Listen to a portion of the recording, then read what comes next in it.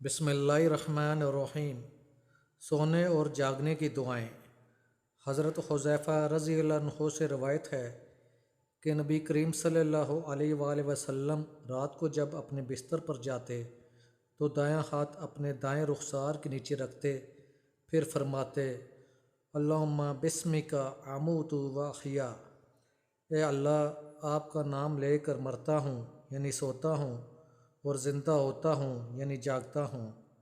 اور جب نیند سے بیدار ہوتے تو فرماتے الحمدللہ الذی احیانا بعد ما اماتنا و الیہ النشور، یعنی تمام تعریفیں اللہ تعالیٰ کے لیے ہیں جس نے ہمیں مار کر زندگی بخشی اور ہم کو انہی کی طرف لوٹ کر جانا ہے۔